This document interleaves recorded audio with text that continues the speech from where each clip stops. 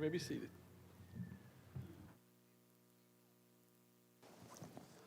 Last Sunday, we began a two-part lesson from John chapter 21, so I encourage you to turn to John 21 right now because we're looking at something about Peter, specifically overcoming failure.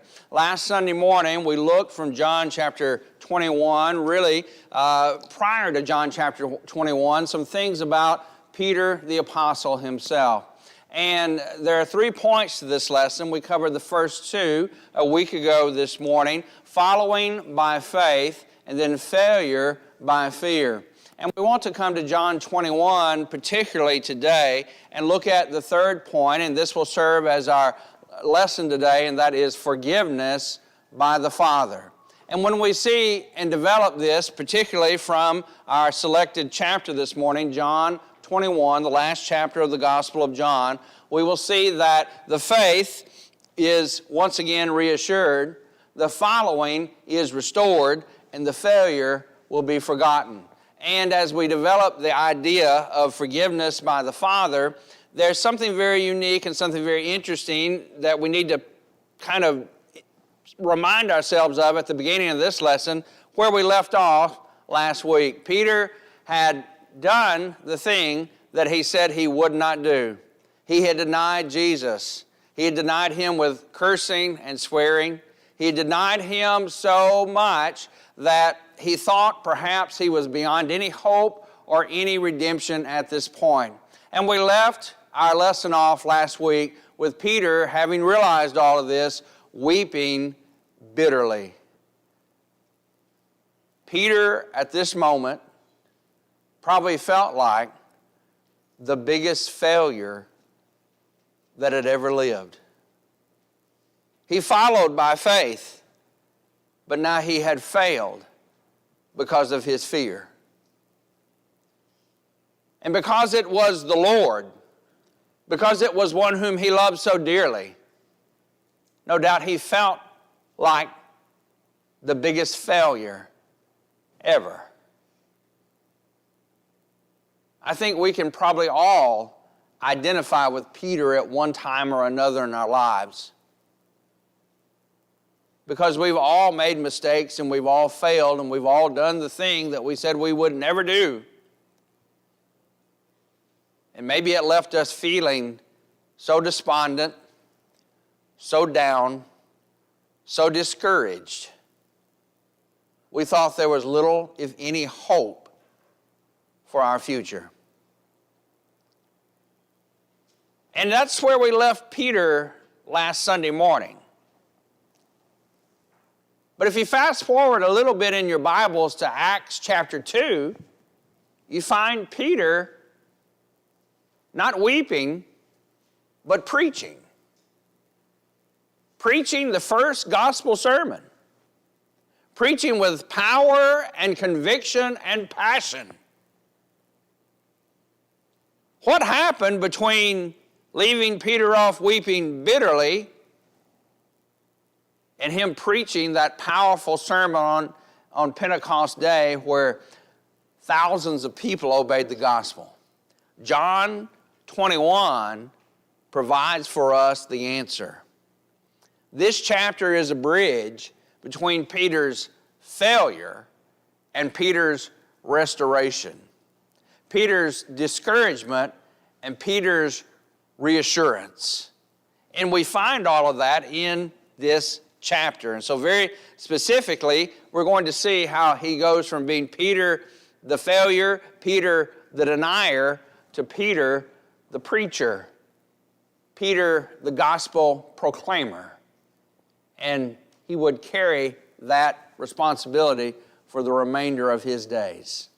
Let's analyze, if you will, our text. Look, if you will, at John 21.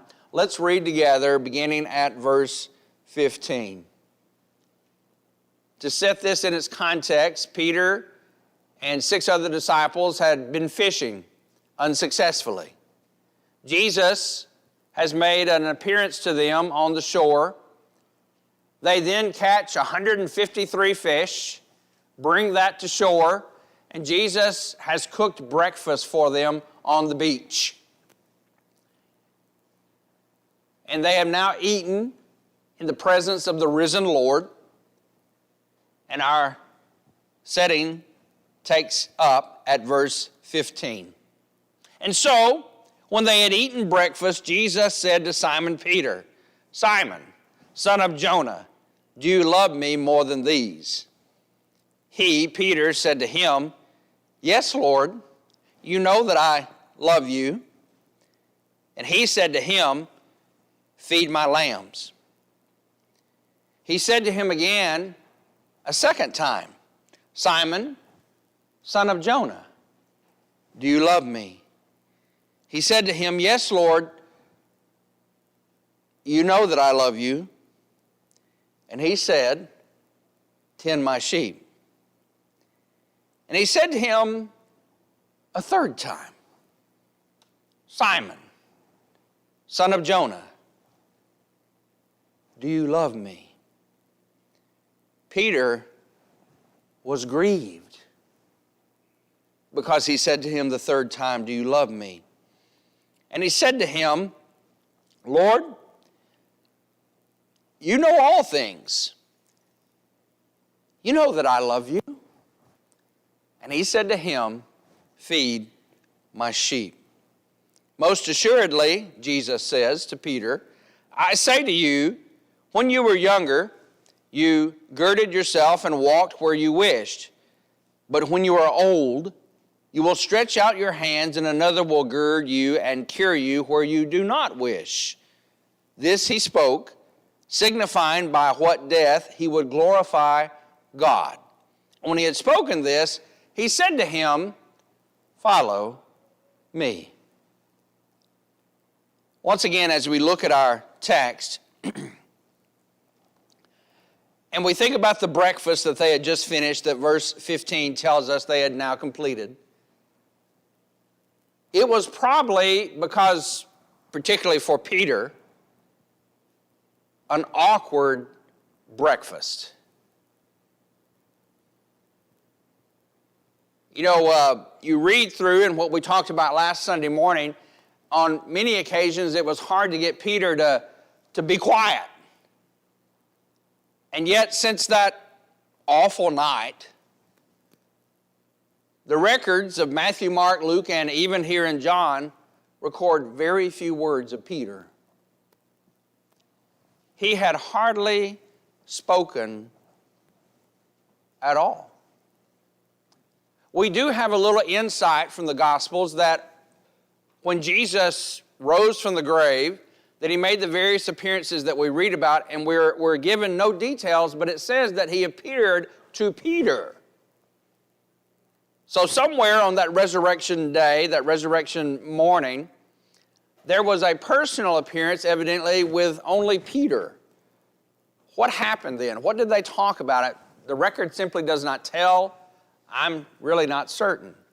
But apparently, even whatever it was, there was still in Peter's mind and heart some things that were not yet resolved. Peter wasn't back where he needed to be. Peter wasn't who he needed to be yet. And Jesus knew that Peter needed what we're reading in John 21. And after this awkward and probably kind of silent breakfast, the text tells us that now that they've eaten, and by the way, you know, if you've got to talk to somebody about something kind of serious, you've got to sort of maybe confront somebody, don't do it when they're hungry. It won't be pretty. You know, make sure, and you know, if you, like Jesus, have to go and get the food and you give it to them, you do that. And I think Jesus is using some human wisdom here with his divine knowledge that, you know, before we deal with really important things, with really serious things, sometimes it's very good to be sure that the distraction and the pain of hunger isn't an issue. So Jesus has fed him. And now he begins to talk to him, and I think with very tender compassion. not a harsh, rebuking, hateful sound or tone of voice, but with very tender compassion, Jesus now asks Peter the question that Peter dreaded hearing, but he needed to hear.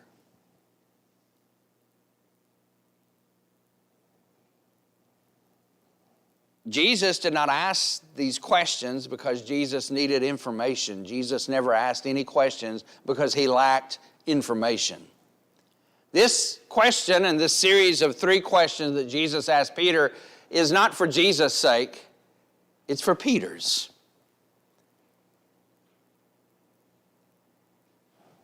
And if Peter had not been confronted to deal with his sin, what's the alternative? Peter likely would have been left very bitter still and very broken because there would have been no restoration, no closure to the problem. Unconfessed sin will develop a hold on our mind and our heart. Unresolved issues between people will grab a hold and grasp a hold on our heart and our mind. Whether I'm the perpetrator or the one who's been sinned against. When we just leave it hanging, and it just hangs and hangs and hangs, and it's unresolved, it'll work on your mind. It'll work on your heart. It'll change your attitude. It'll change your perspective.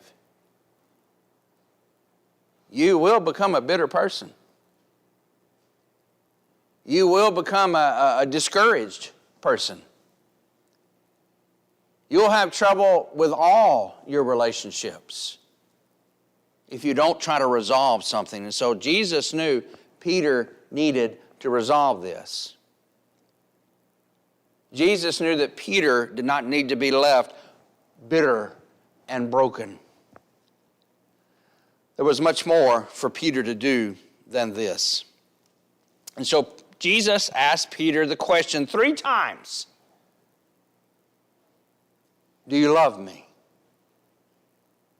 Simon, son of Jonah, do you love me? When he says, do you love me more than these, there's debate sometimes among various individuals. Does he mean the other disciples? Peter, do you love me more than the other disciples? Peter, do you love me more than the fish or the fishing business? What does he mean here? He doesn't specify explicitly what he means, but you get the impression that maybe because Peter had boasted so much of his love and dedication and allegiance to Jesus, and he had been the one who so prominently had denied him, Jesus is just trying to give Peter a little bit of a wake-up call. They had all forsaken Jesus. Peter with perhaps more prominence than the others. But because Peter had claimed to love the Lord more, Peter needed to be reminded that sometimes as humans, we overstate ourselves with too much human confidence.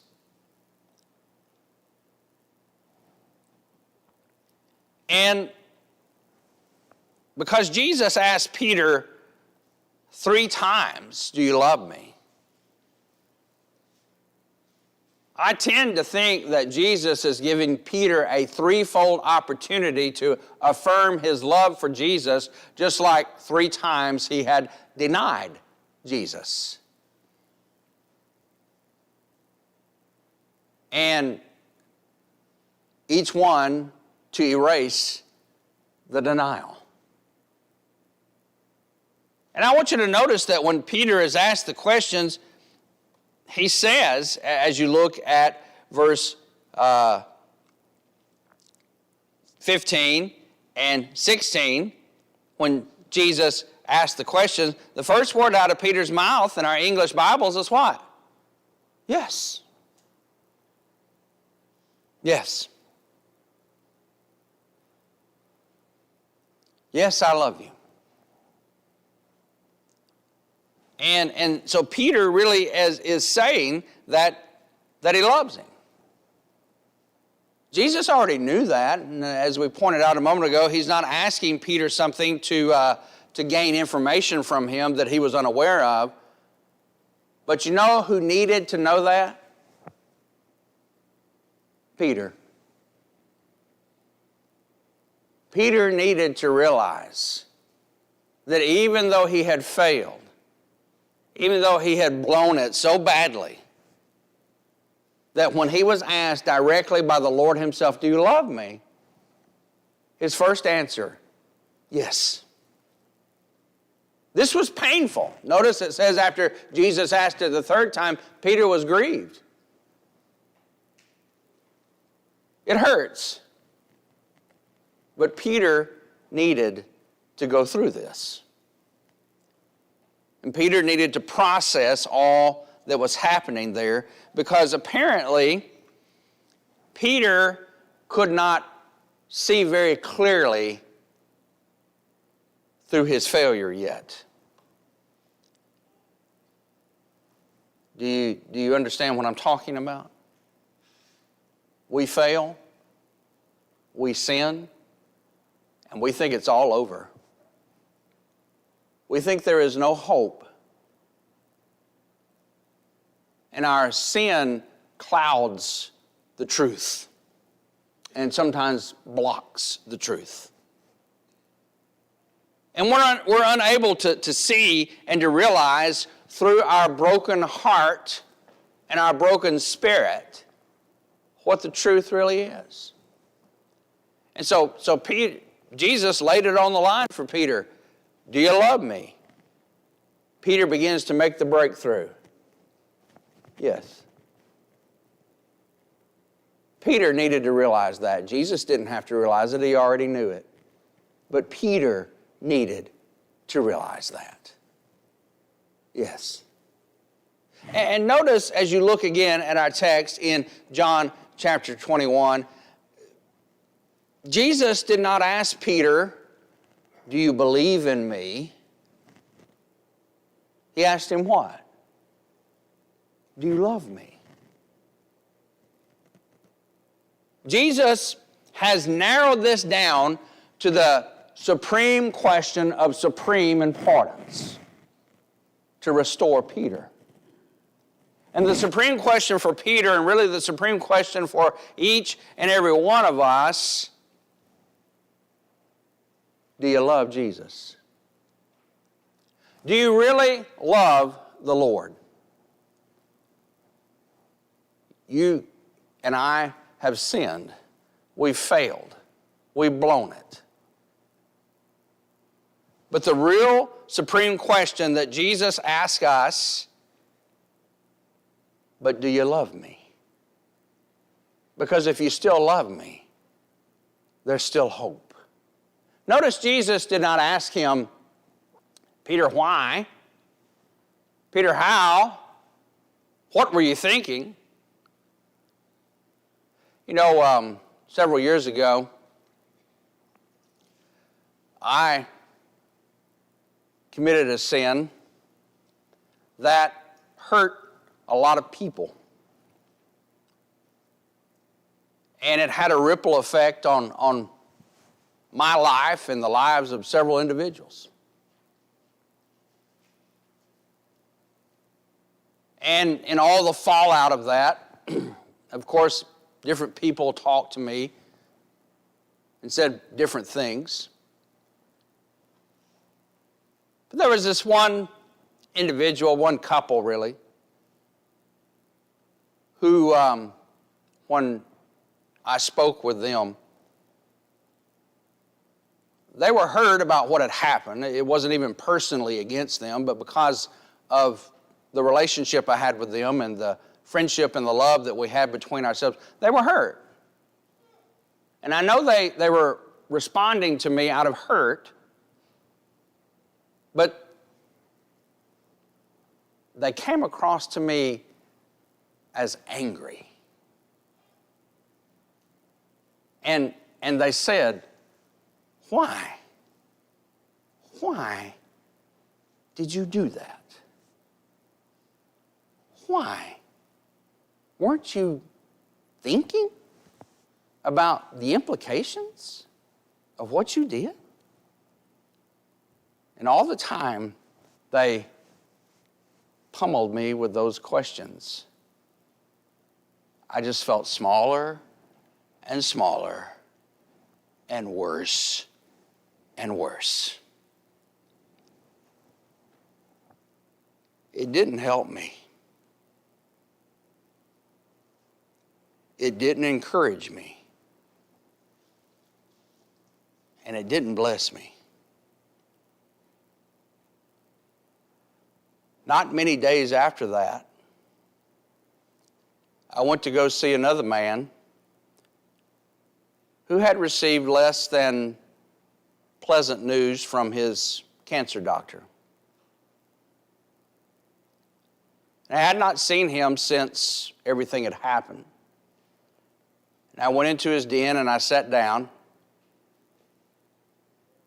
And before I could really begin talking with him about his own health, he leaned up out of his recliner and he says, I heard about what happened. And I want you to know, I love you and I forgive you. That was what I needed. That did me so much good. I've never forgotten it. Jesus knew that Peter did not need to be pummeled and beat down because Peter had already done that enough to himself, just like you and I do sometimes to our own selves. And so the supreme question, really the only question, Peter, do you love me? And when you begin to look at the text in English, the word over and over is the word love. In the original, there's a slight variation between the words that does not come out so much in our English Bibles, because Jesus is asking Peter, do you love me, with the word agape, the highest form of love. Peter is answering him each time with the word phileo, which is a very high form of love, a magnificent form of love, but it's not up there to the supreme level of agape. And Jesus then, the third time he asked Peter, do you love me? He uses Peter's word. Peter, do you phileo me? And Peter answers, I phileo you. And you can read in the commentaries all sorts of conclusions various ones have made about the different words that are used by Jesus and Peter in regard to that. And some even going as far to say that when Jesus asks Peter, do you phileo me? He's almost come down to the level of saying, well, Peter, do you even like me? The word phileo means much more than do you even like me.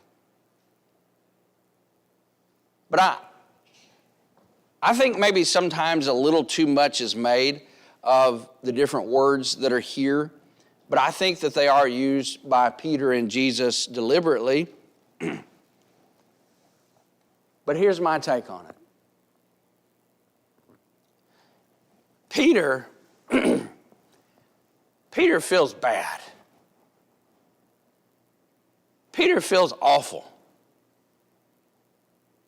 Peter feels unworthy, and he has a very low estimation of himself and very little confidence in himself. And to be asked by Jesus, do you have the highest, most supreme, superlative form of love for me that is known? Peter couldn't get himself there yet. The pain was still too real and too raw. But I do love you.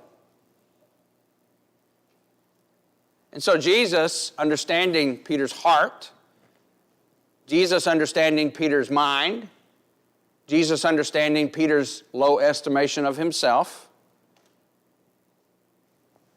uses Peter's word. In essence, to say, Peter,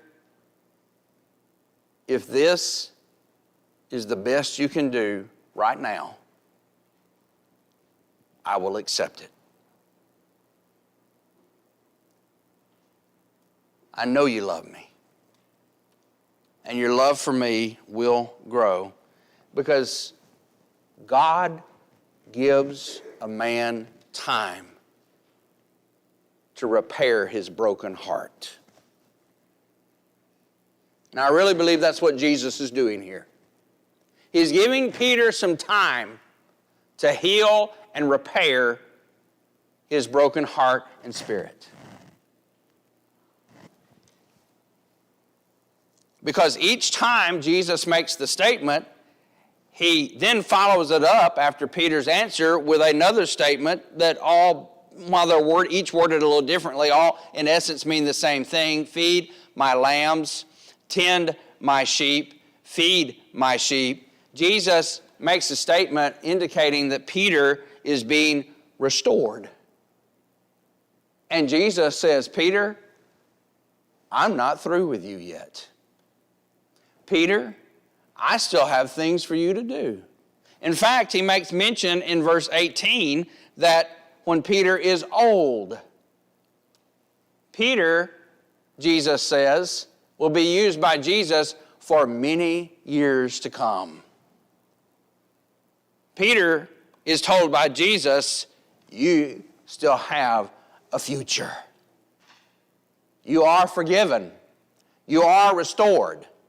And Peter, you may have failed, but you still have a future. So do we. And so now, as we bring all of this together and try to tie it together, we find, interestingly enough, Peter and Jesus standing by the Sea of Galilee. And in John 21, it's called the Sea of Tiberias, but that's just another name for the Sea of Galilee. We find Peter and Jesus standing by the Sea of Galilee, the same sea, maybe even the same place.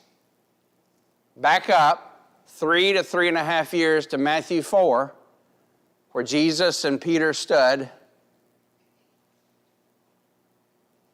And in Matthew 4, where Jesus said to Peter, follow me.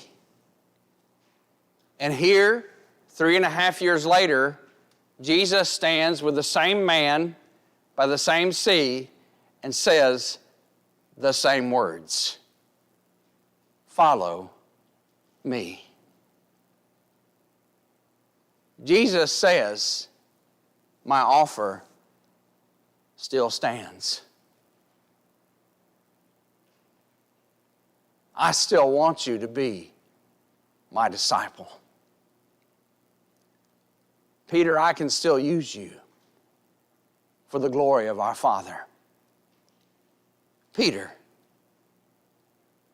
follow me. The words that Jesus used when he first became acquainted with Peter are some of the final words Jesus will use the last time on earth before his ascension with Peter once again. Follow me. And so Jesus, in essence, says to Peter, the offer still stands. But it's up to you, Peter, to take it or turn it down. And now we bring it all home to ourselves. Hearing the same words of Jesus to follow him, the offer is still good, the offer still stands, but it's up to us to take it or to turn it down. Will you take Jesus up on his offer to follow him by turning from following the world and sin and self, repenting, being immersed in his name and added to his church, to be a faithful follower, a disciple of Jesus, or will you turn him down and just keep living like you're living, not for him? And here's the key, not following him. Will you take Jesus up or turn him down? If you're wrestling with this, we want to help you. If you're struggling with this, we want to encourage you to follow him. Jesus can forgive you. Jesus can bless you. And Jesus can help you. Would you let him today as we stand and we sing?